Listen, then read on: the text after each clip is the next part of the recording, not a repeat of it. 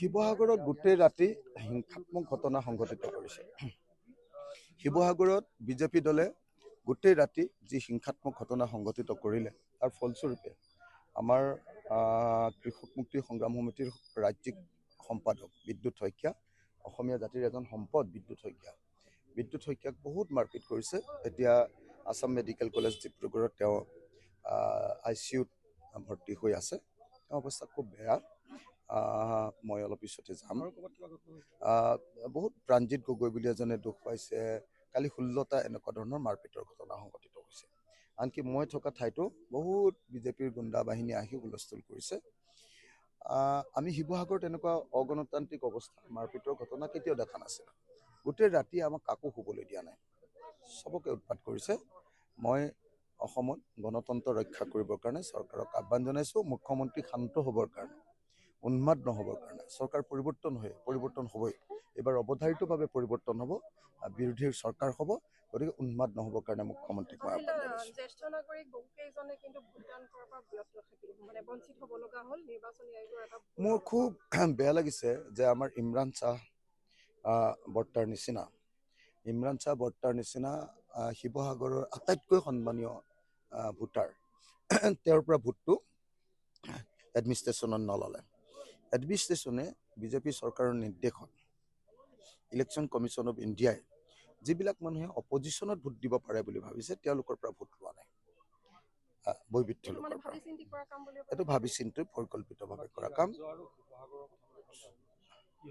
আৰু ৰাজ্যত এইবাৰ বিজেপিৰ চৰকাৰ উফৰি যাব। এইবাৰ পৰিৱৰ্তন হ'ব, বিৰোধী দলবিলাকৰ চৰকাৰ হ'ব, গৌৰৱ গগৈ এইবাৰ মুখ্যমন্ত্ৰী হ'ব। মুখ্যমন্ত্ৰী ডাঙৰীয়াই নিৰ্বাচনীৰ শেষৰ প্ৰচাৰৰ দিনা কৈ গৈছে, যদি বিজেপি দলে শাসনলৈ নাহে শিৱসাগৰত তেতিয়াহ'লে উন্নয়নো ৰৈ যাব। উন্নয়ন বিজেপি দল থাকোঁতেও যি হৈছিলে সেইটো হৈ আছিলে। উন্নয়ন যি হ'ব লাগে সেয়া হৈ থাকিব। কিন্তু সামগ্ৰিকভাৱে বিজেপি চৰকাৰখনে অসমতে উন্নয়ন কৰিব পৰা নাই। গতিকে অকল শিৱসাগৰৰ কথা কৈ কি লাভ হ'ব? কেইখনমান অভাৰব্ৰিজৰ বাহিৰে এই চৰকাৰে কৰা ডাঙৰ উন্নয়নমূলক কাম কাজ, মানুহৰ জীৱন পৰিৱৰ্তন কৰি দিব পৰা কাম কাজ মোক কোনোবাই দেখুৱাব পাৰিব নেকি? যেনেকৈ গোটেই পথাৰত পানী যোগান দি বোলে গোটেই পথাৰৰ বছৰৰ সকলো সময়তে খেতি কৰিব পৰা কৰি দিলে। গোটেই অসমতে বোলে ইণ্ডাষ্ট্ৰিয়েলাইজেশ্যন কৰি নিবনুৱা সমস্যাৰ সমাধান কৰি দিলে। গোটেই মানুহবিলাকৰ জীৱন যাত্ৰা পৰিৱৰ্তন কৰিবৰ কাৰণে বোলে স্কিল ডেভেলপমেণ্ট কৰিলে। এনেকুৱা ধৰণৰ যদি কিবা কৰিব পাৰিলেহেঁতেন তেতিয়াহ'লে মই ক'লোহেঁতেন যে এই চৰকাৰে কাম কৰিছে। এই চৰকাৰে দুখনমান অভাৰব্ৰিজ বনাইছে আৰু একো কৰিবলৈ সক্ষম নহয়। মই 50,000ৰ ওপৰৰ ভোটত জয়ী হ'ম।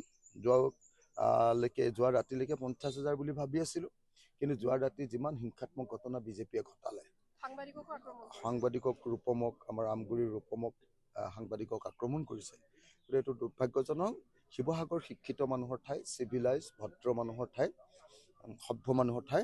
গতিকে মানুহে এবাৰ বিজেপিৰ বিৰুদ্ধে ভোট দিব।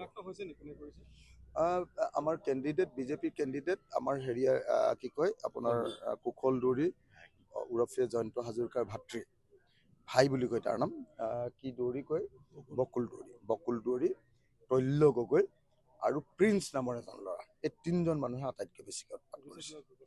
পুলিচক FIR দিছোঁ, মই DGPক জনাইছোঁ, মই চিফ ছেক্ৰেটাৰীকো জনাইছোঁ। দেখা যাব।